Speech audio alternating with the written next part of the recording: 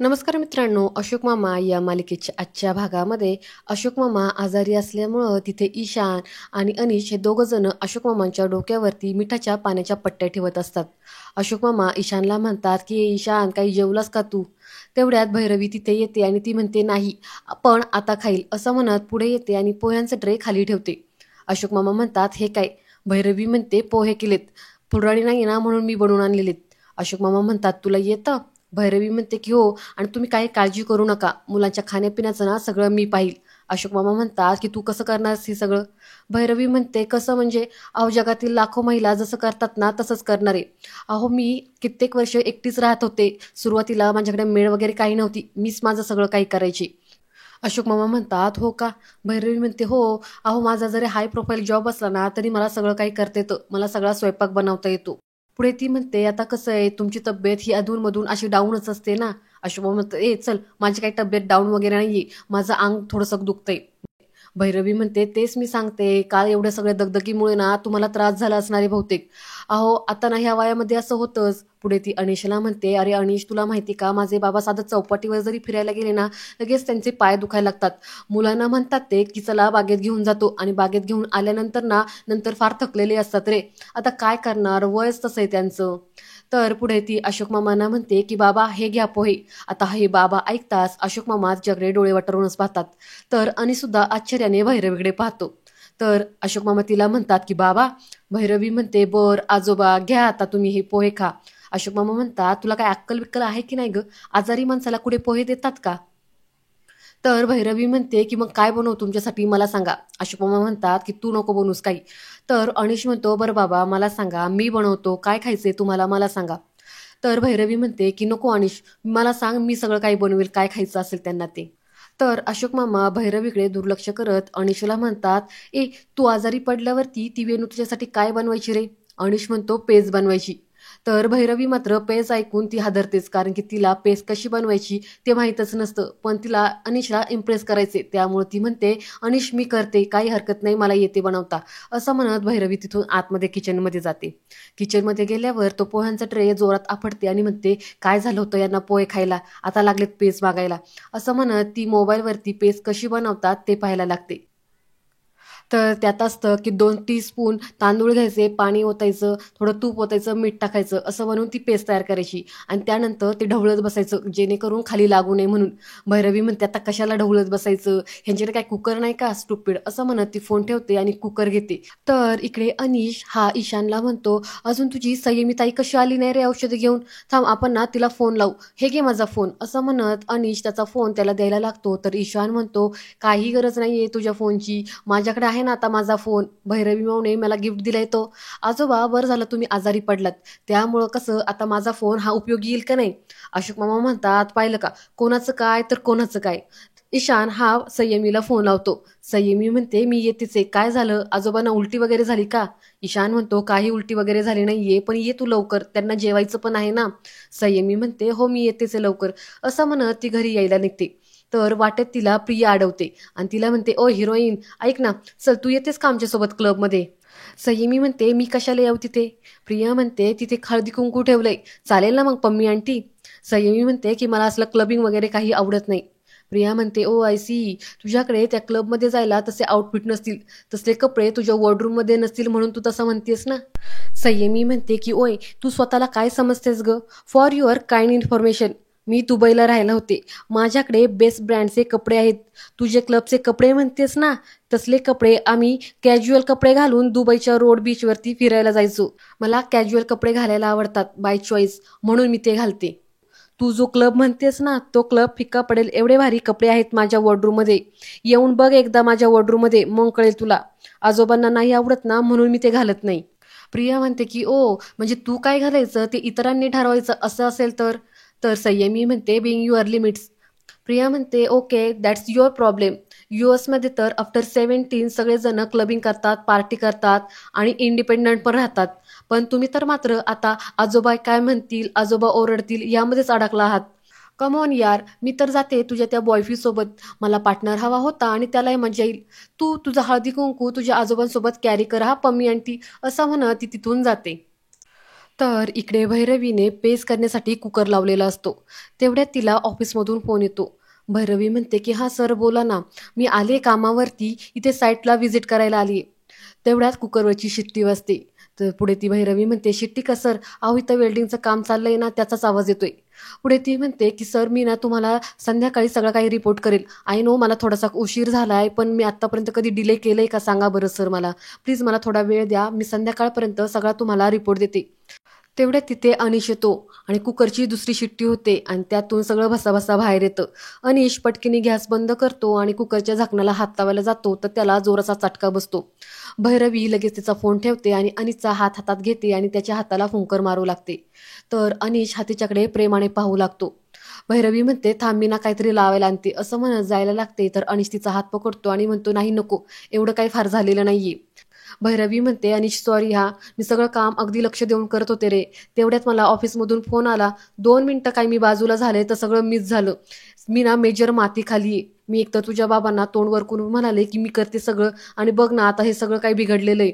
आता तुझे बाबा ना माझ्यावरती खूप ओरडतील." अनिश म्हणतो की "रिलॅक्स, एवढं काही झालेलं नाहीये आणि मी आहे ना, मी करेल सगळं काही मॅनेज. बाबा नाही तुझ्यावरती ओरडणार." भैरवी म्हणते "अरे शेवटी माणूस महत्वाचा. 2 पैसे कमी मिळाले ना तरी चालतील, पण माणूस हा आपण जपायला हवा. कसं असतं, आपण जे काही कमवतो ना ते कोणासाठी कमवतो? आपल्याच माणसासाठी ना. मग आपल्या माणसाची काळजी नको का घ्यायला? आणि आता आजारी माणसाची तर काळजी घ्यायलाच हवी, एवढं तर मला नक्कीच कळतं." असं म्हणून ही मॅडम आता अनिशला इम्प्रेस करायला बघत असते. तेवढ्या तिथे संयमी येते आणि ती म्हणते की "काका हे घे आजोबांची औषधं." पुढे ती भैरवीला म्हणते की "अगं माऊ तू कधी आलीस?" भैरवी म्हणते "अगं तुझ्या आजोबांना बरं नाही ना, त्यामुळं मी धावत पळत लगेच इकडे निघून आले." संयमीला मात्र ह्याचं गोष्टीचं आश्चर्य वाटतं. ती म्हणते की "आजोबांसाठी तू तुझं काम सोडून इकडं आलीयस?" भैरवी म्हणते की "हो बाळा, बरं मला सांग ना की तुझ्यासाठी खायला काय करू? मी पोहे करून ठेवले तेवढे तू खाशील का? आणि ना पेज पण करत होते आजोबांसाठी, पण आता." तर अनिश म्हणतो "काही हरकत नाही, आपण पुन्हा बनवू." भैरवी म्हणते की "मी बनवते अनिश, तू जा इथून त्यांना औषधं दे." तर अनिश तिथून जातो. तर संयमी म्हणते "अगं माऊ, पण तू चक्क त्यांच्यासाठी इकडे आलीयस?" भैरवी म्हणते "हो बाळा, बरं तू खिचडी खाशील का सांग मला, मी लगेच करते." असं म्हणत ती खिचडी करायला लागते. तर भैरवीला मात्र ह्या गोष्टीचं फार नवल वाटतं. त्यानंतर थोड्या वेळाने अनिश हा फोनवरती बोलत असतो. ईशान म्हणतो "कोणाचा फोन होता?" अनिश म्हणतो "काही नाही रे, ईश्वर काकांचा फोन होता. तुला आणि इराला उद्यापासून शैफली मावशीकडे जावं लागेल ट्युशनसाठी." ईशान म्हणतो "नाही, मी नाही जाणार ट्युशनसाठी." तिथे भैरवी येते आणि म्हणते की "ईशान, अरे बाळा तुला माहिती का, तू ज्या शाळेमध्ये जाणार आहेत ना, त्या शाळेची एंट्रन्स एक्झाम खूप टफ असते. त्यामुळं तुला ट्युशनला जावंच लागेल." ईशान म्हणतो की "मग इराला पाठवा. इराला गणित येत नाहीये, पण माझा काहीच प्रॉब्लेम नाहीये. मी नाही जाणार कोणत्या ट्युशनला." भैरवी म्हणते "बरं ठीक आहे, मी तुला शिकवेल, मी तुझा अभ्यास घेईल, चालेल का?" ईशान म्हणतो "मग तुला रोज इकडे यावे लागेल." भैरवी म्हणते "चालेल, मग मी रोज इकडे येईल." ईशान म्हणतो "मी आता जातो आणि इराला जाऊन सांगतो की आता भैरवी माऊ माझ्या एकट्याचा क्लास घेणार आहे आणि तुला शैफाली मावशीकडे क्लाससाठी जावं लागणार आहे. आलोच मी." असं म्हणून ईशान तिथून पळतो. पुढे अनिश भैरवीला म्हणतो "पण तुला तुझ्या ऑफिसच्या टायमिंगमध्ये हे सगळं जमेल का?" भैरवी म्हणते की "मॅनेज करावं लागेल अनिश आता आपल्याला. एकतर आता बाबांना सुद्धा बरं वाटत नाही." आता ही अशोक मामांना डायरेक्ट बाबाच म्हणायला लागलेली. ती म्हणते की "आता त्यांची पण काळजी घ्यावी लागेल आणि आता तू जाणार आहे म्हटल्यावरती मला सगळं मॅनेज करावं लागेल ना." संयमी म्हणते "काय काका तू जाणार आहेस उद्या? अरे प्लीज नको ना जाऊ." भैरवी म्हणते "अगं बाळा तो बड्डे पुरताच थांबला होता, आता त्याचं काम आहे ना त्याला जावं लागेल." तर संयमी म्हणते "अरे पण काका त्यांना बरं वाटत नाहीये, प्लीज तू नको ना जाऊ, तू असला की बरं वाटेल, त्यात फुलराणी आंटी पण नाहीये." भैरवी म्हणते की "मी आहे ना बाळा, मी आहे ना तुमच्यासाठी, मी सगळं काही मॅनेज करेल." संयमी उठते आणि भैरवीला मिठी मारते आणि म्हणते की "थँक्यू सो मच माऊ." भैरवी म्हणते "अगं थँक्यू कसलं म्हणतीस, बरं चल मी आता काम उरकते." असं म्हणत भैरवी आतमध्ये जाते. तर अनिश मात्र जाऊ का नको ह्या गोष्टीचा विचार करत बसलेला असतो. त्यानंतर इकडे पार्थ आणि कियान हे बॅट बॉल खेळत असतात. तर ईशान तिथे मोबाईलवरती गेम खेळत बसलेला असतो. कियान त्याला आवाज देतो की "खेळायला ये." ईशान म्हणतो की "नाही नको, मी नाही येते." पार्थ म्हणतो "ये ना रे प्लीज, आम्हाला एक प्लेअर कमी पडतोय."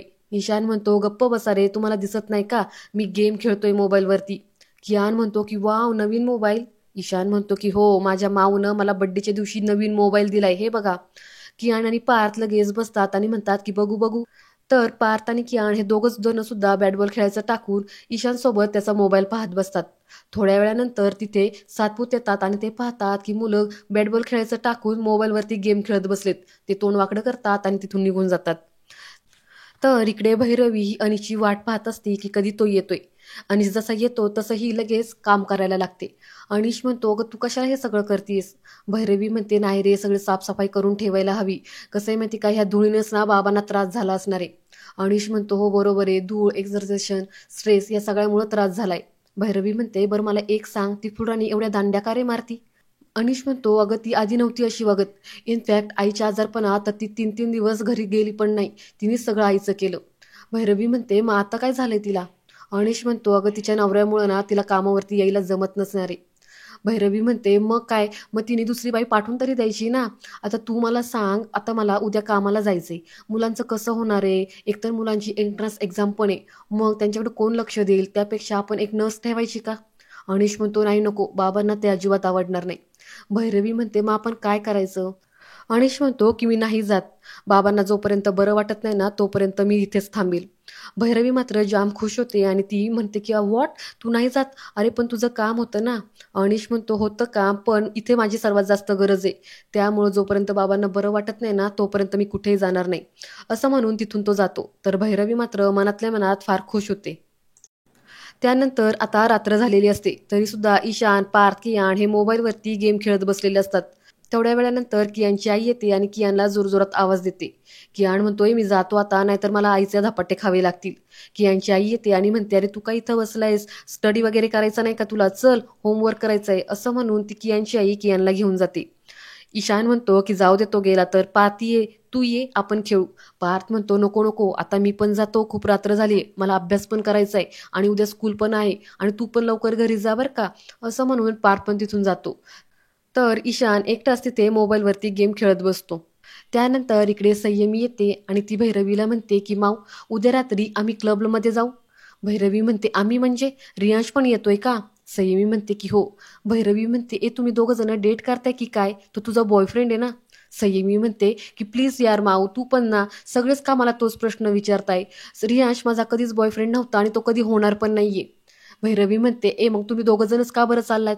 संयमी म्हणते की "दोघं जण नाही चालू, तिघं जण चालू आहेत. ती प्रिया आहे ना, ती पण येते." भैरवी म्हणते, "कोण प्रिया?" संयमी म्हणते, "अगं आपल्या बिल्डिंग मधल्या त्या प्रभू आहेत ना, मिसेस प्रभू, त्यांची मुलगी." भैरवी म्हणते, "बरं ठीक आहे, तुम्ही कसे जाणार आहेत आणि कुठे जाणार आहात?" संयमी म्हणते की "अंधेरी 20ला जाणार आहोत आम्ही. कॅबने जाऊ आणि कॅबनेच परत येऊ." भैरवी म्हणते, "ठीक आहे, आणि ऐक, कोणाची गाडी ड्राईव्ह करायची नाही आणि मला तुझं मोबाईल लोकेशन पाठवून ठेव." संयमी म्हणते की "हो चालेल, पण अगं त्यांना काय सांगायचं? त्यांना अजिबात नाही आवडणार मी असं बाहेर गेलेलं." भैरवी म्हणते की "तसे ते आजारी आहेत. मी आहे ना, आणि ऐक, तुझं आता हे वय एन्जॉय करायचं, त्यामुळं जा आणि मस्तपैकी एन्जॉय कर. तसंही तू एकदम काकूबाईसारखीच राहतीस." संयमी म्हणते, "माऊ तू सुद्धा." "अगं मला हे असं राहायला आवडतं, मी या कपड्यांमध्ये कम्फर्टेबल असते, इट्स माय चॉईस." भैरवी म्हणते, "अगं मग तुझी चॉईस जरा बदल, 4 लोकांमध्ये राहिलीस ना तर जरा स्मार्ट बनशील." पुढे भैरवी म्हणते, "बरं जाऊ दे, चल तू जा आणि मस्तपैकी एन्जॉय कर आणि मला ना तुझं लोकेशन पाठव." तर संयमी उठते आणि भैरवीला मिठी मारते, थँक्स म्हणते आणि तिथून जाते. आणि आजचा भाग इथेच संपतो. पुढील भाग पाहण्यासाठी चॅनलला सबस्क्राईब करा. धन्यवाद.